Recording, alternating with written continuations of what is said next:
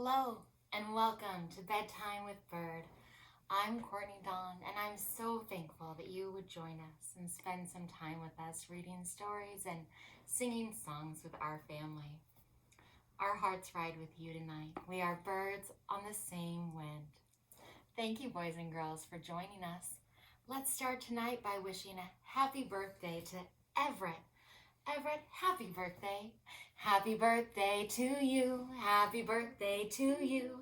Happy birthday, dear Everett. Happy birthday to you. Thank you so much for sharing your birthday with us. And boys and girls, no matter how old you are, if it's your birthday, we want to hear about it. Send us a tweet or a text or a message, a video at Bedtime with Bird on Facebook, Twitter, or Instagram. We want to hear about it and we want to celebrate with you.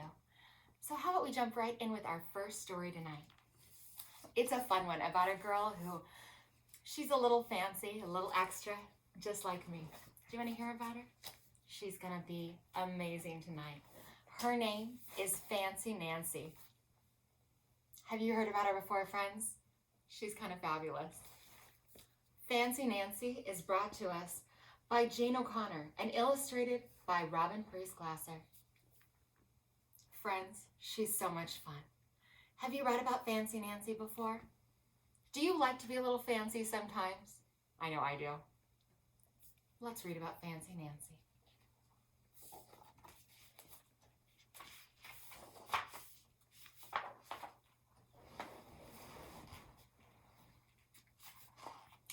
This is my room before I made it fancy.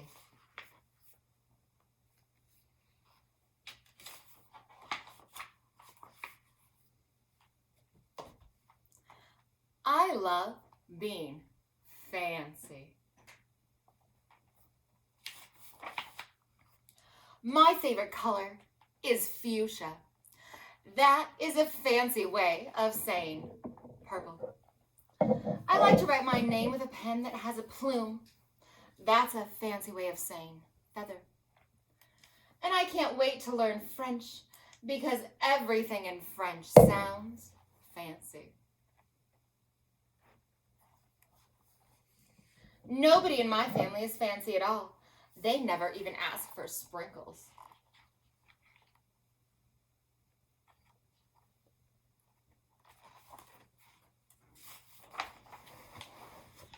There's a lot they don't understand. Lace-trimmed socks do help me play soccer better. Sandwiches definitely taste better when you stick in frilly toothpicks. A princess is supposed to keep her tiara on. What's a fancy girl to do? I ask my doll Maribel. Her full name is Maribel Lavina Chandelier.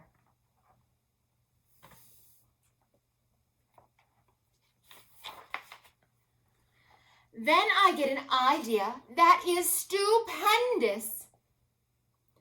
That's a fancy word for great. Maybe I can teach my family how to be fancy. I make an ad and I stick it on the fridge. Learn to be fancy with lessons from Nancy. Start today. Easy, fun, free.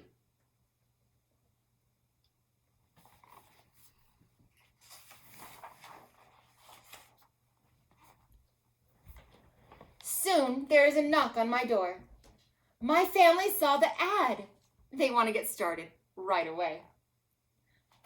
Plain, fancy, yellow, gold. Leather, patent leather. Glasses, sunglasses. You see that, boys and girls?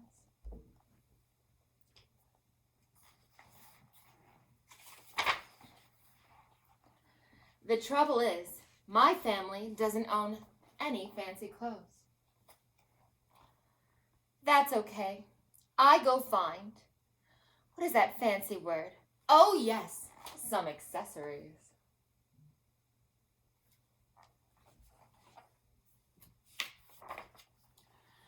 Ooh la la, my family is posh. That's a fancy word for fancy. My family twirls in front of the mirror. Why don't we go somewhere fancy tonight? How about dinner at the King's Crown? Dad suggests.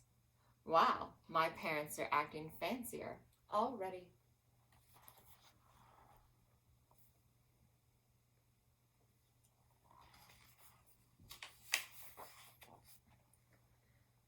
May I escort you lovely ladies outside?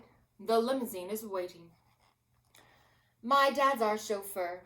That's a fancy word for driver.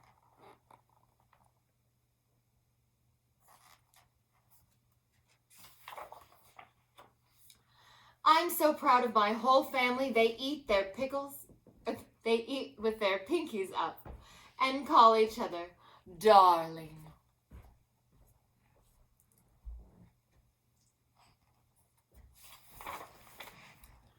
For dessert, let's have parfaits, my mother says.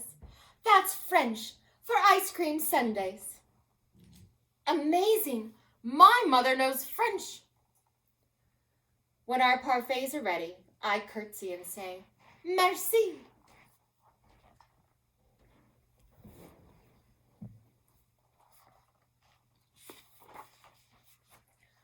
I carry the tray like a fancy waitress. Oops! I trip. I slip. Oh no, boys and girls, what's going to happen? The tray does a double flip.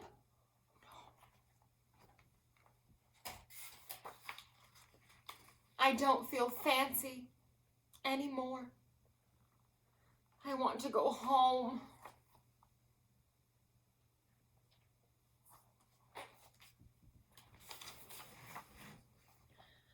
After I get all cleaned up, I put on my dressing gown. Those are fancy words for a bathrobe. I feel much better. I'm ready for a parfait. I tell my parents, thank you for being fancy tonight.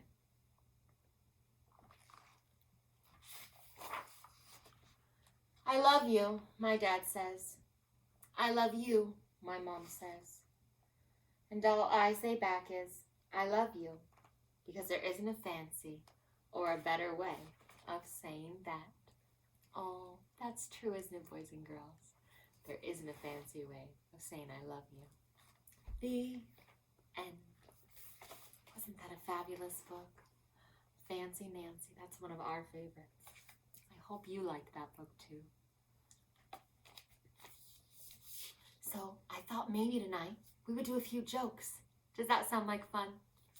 Let's see. Are you going to join us for a few jokes tonight? Yes. Wonderful. Here we go. Let's see if you think they are as funny as I think they are. Come on in. I thought we were going to do the joke. Well, we've been doing some rearranging tonight, and we couldn't find our Would You Rather book, so we had to do a little adjusting. We'll find it for tomorrow. You ready? I'm going to ask you tonight. One of them? Tonight I'm going to ask you. Let's see if you think they're as funny as I do. You ready? Okay. What did the computer... Oh, wrong page. You ready? What happens when you phone a clown 3 times? It's phony. You get a 3-ring circus. Noodle liked it. What do you get when you have breakfast with a centipede? Don't know. Pancake and legs. It's so funny. It's so funny. What do you call someone who is afraid of picnics? A picnic? A basket case. That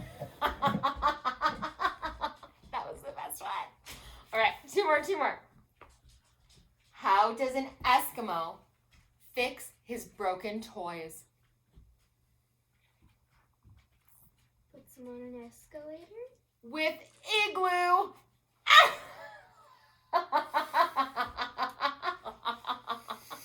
I love that one. You can write test. Last joke. What kinds of flowers are great friends?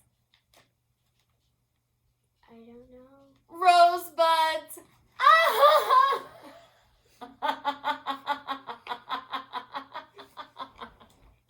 That was the best joke. I loved it. Did you like that one?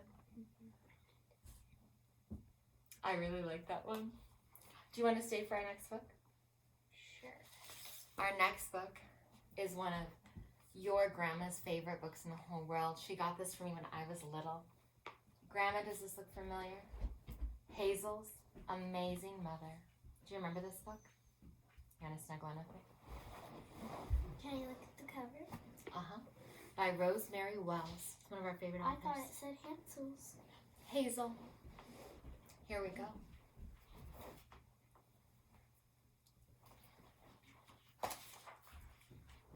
Hazel's Amazing Mother. For Eleanor Hubbard White. Oh, is Noodle going to read with us too? Come on, Noodle. It's a family affair tonight. Come on, buddy. Come on out. Here we go. Everyone loves this book. Everyone loves Noodle. Hazel's mother gave Hazel a nickel and a kiss and said, "Buy something nice for our picnic." "I will," said Hazel, and she wheeled Eleanor's carriage down the street.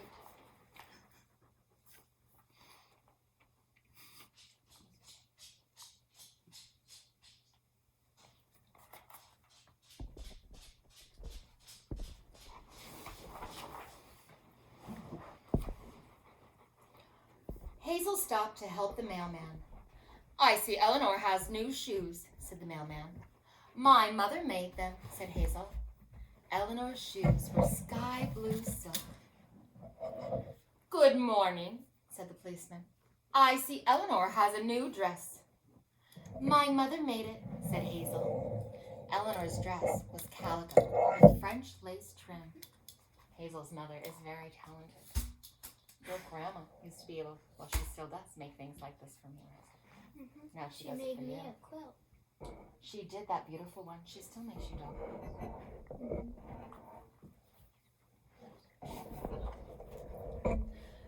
"Such a pretty doll," said the baker. "My mother made her," said Hazel. The baker gave Hazel a buttercream rose. Hazel bought 2 cookies from the baker, one for herself and one for Eleanor. But since Eleanor couldn't open her mouth, Hazel ate them both. Good for you, Hazel. I wonder if there were any donuts here. Still don't have a donut. Maybe we'll make donuts tomorrow.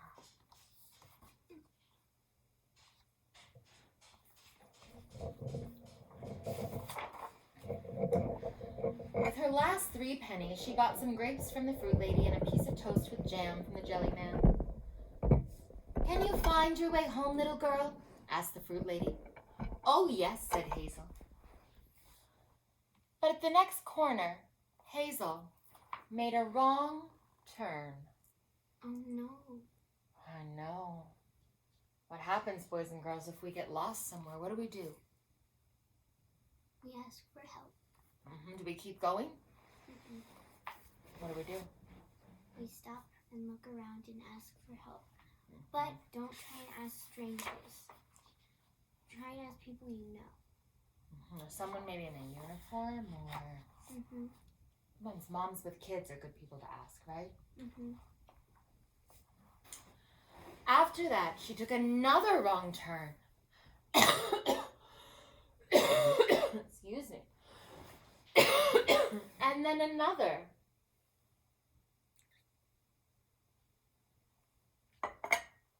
Please excuse the lady behind the book. Until she found herself on a lonely hilltop in a part of town where she had never been before. This is why we don't keep going, huh?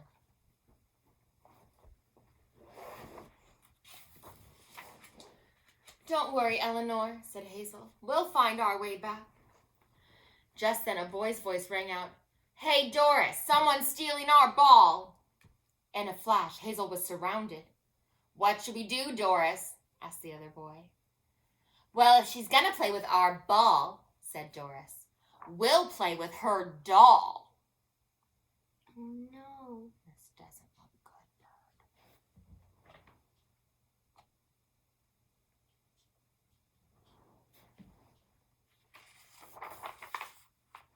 Eleanor was tossed from hand to hand. Off came her blue silk shoes. "Stop!" shouted Hazel. Higher and farther they threw her. Off came her calico dress. Out came her stuffing. "No!" pleaded Hazel, but she was powerless to stop them.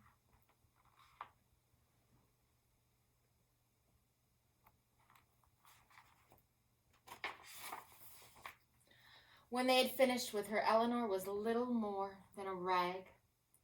"Eleanor, my Eleanor," said Hazel. "Let's ride the carriage down the hill," said Doris. Hazel rocked poor ruined Eleanor in her arms. She heard the carriage splash into the pond at the bottom of the hill. "Oh, Mother," she cried. "Mother, I need you." Poor Hazel.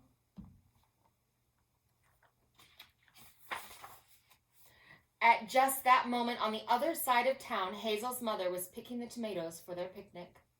Something told her Hazel needed her. A drop of rain fell. Then it began to pour, and a great wind sprang up. It blew the picnic blanket over the garden wall. Hazel's mother caught hold of it, but the wind was so strong. Uh-oh. Here we go. Mama power. Mama power is strong. The force is strong with mamas. It was so strong that it swept the blanket, Hazel's mother, the picnic basket, and a dozen tomatoes over the treetops, as if it were no longer, or if it was no heavier than the blowing leaves. The blanket filled with air ballooned out and sailed over the town. I wonder where it would land. If I were to guess, I would guess it would land where Hazel is. I like your prediction. Why are you predicting that? Because Mama Power is real. I think it is too. Also, I do not remember reading this book before. You may have read it a couple times. Except I do not remember. At last it lodged in the very tree where Hazel was sheltered from the rain.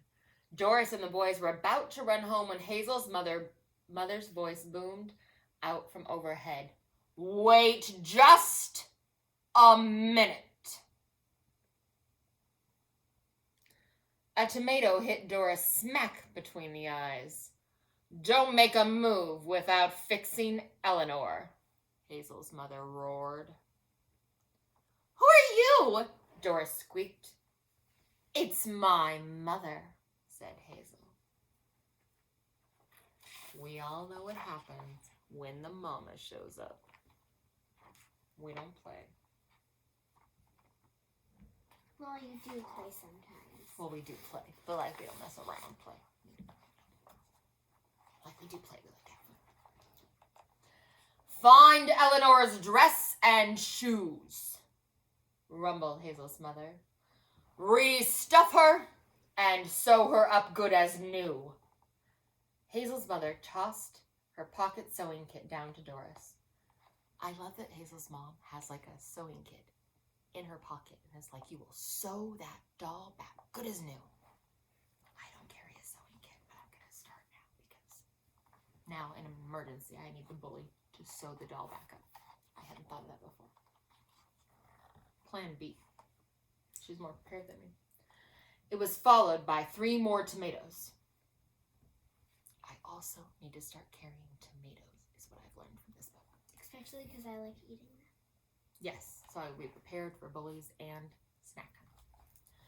The boys quivered like jello. "It was all Doris's fault," they yelled. Hazel's mother laughed thunderously. "Fish that carriage out of the pond and clean it up," she told them.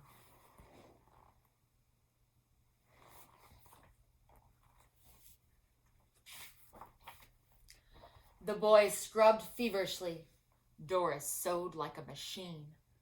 Above them the sun came out and the clouds slipped away. Eleanor's carriage worked without a squeak. Eleanor was perfect, except for her eyes, which Doris could not find in the grass. The moment Doris and the boys left, Hazel's mother dropped to the ground. I think I see the eyes. Do you see them? Where are they? There. Oh, well done. Boys and girls, can you see them? Can you see the eyes there in the grass? I know. Where were they? Right in there? Little tiny. Sharp your eyes are. Hazel's mother found the eyes and sewed them back on while Hazel ate a sandwich. Okay, Mother, said Hazel. How did you do it? It must have been the power of love, said Hazel's mother. And Mom. That's the mom power right there. The power of love. It's because we made you. Or you became a part of us when we became your mamas. Then they packed up and went home. Hazel took 2 ladyfingers, one for herself and one for Eleanor. But since Eleanor doesn't have a mouth, Hazel ate them both. It happens when dolls can't eat their own stuff.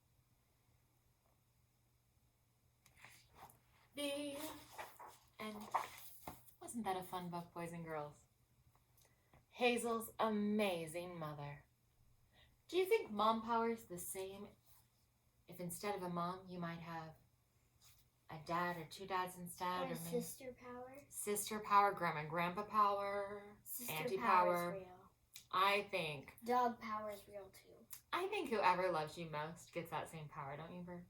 Because when you're feeling sad, and if you have a dog or usually like any sort of pet, usually they'll come to you. But if it's like a bunny, and it maybe like kept in a little cage, you might go to them and they cheer you up. I know Oliver and Presley, they definitely come to me when I need help. I think whatever animal or family member loves you most has that same amazing power, boys and girls. So I thought we would sing one song tonight before the end of our show. And that song tonight I thought we would do. Are you leaving us, sweet bird? Before you go, would you help us choose a place to meet in our dreams? How about we meet in Egypt tonight at one of the pyramids? Does that sound like fun? And maybe we could be scorpions. Oh, doesn't that sound like fun, boys and girls? And if not I'm a scorpion, excited. one of your favorite beetles or bugs or shining golden creatures. Does that sound like fun? We could meet at the Great Pyramid of Giza. So Egyptians, they're really connected with cats, so you could be a cat. Perfect. If beetles and bugs aren't your thing, choose to be a cat and meet us at the Pyramid of Giza. Does that sound wonderful, boys and girls? Perfect. We'll see you there in our dreams. Our little bird's gonna fly away. She's one of our birds on the same wind and is gonna see us later. So boys and girls, before you go to bed tonight, I want you to close your eyes tight and I want you to think about what type of animal or bug, beetle, creature you are going to be. I'm going to be the shiniest golden beetle, and my wings are going to be a silvery blue. And when I fly, you're going to see golden sparkles, okay? That's how you'll know it's a Courtney Dawn. I'll see you in our dreams tonight, flying right around the top of the Great Pyramid in Giza. Won't that be wonderful? And all night long, we're going to spend our dreams flying together. It's going to be so much fun. Won't that be a blast? All right, before we go, let's sing one song together, all right? Let's sing. If you're happy and you know it, clap your hands. If you're happy and you know it, clap your hands. If you're happy and you know it, then your face will surely show it. If you're happy and you know it, clap your hands. If you're happy and you know it, shout hooray. Hooray! If you're happy and you know it, shout hooray. Hooray! If you're happy and you know it, your face will surely show it. If you're happy and you know it, shout hooray. Hooray! If you're happy and you know it, say goodbye. Goodbye. If you're happy and you know it, say goodbye. Goodbye. If you're happy and you know it, then your face will surely show it. If you're happy and you know it, friends, say goodbye. Goodbye. Friends, thank you for spending bedtime with Bird with us tonight. Our hearts ride with you. We are birds on the same wind, and we will see you tomorrow at 8 p.m. Pacific Standard Time on Instagram, Twitter, and Facebook, and YouTube. Thank you so much for spending some time and sharing your light with us. We love you, friends. Mazel. Bye.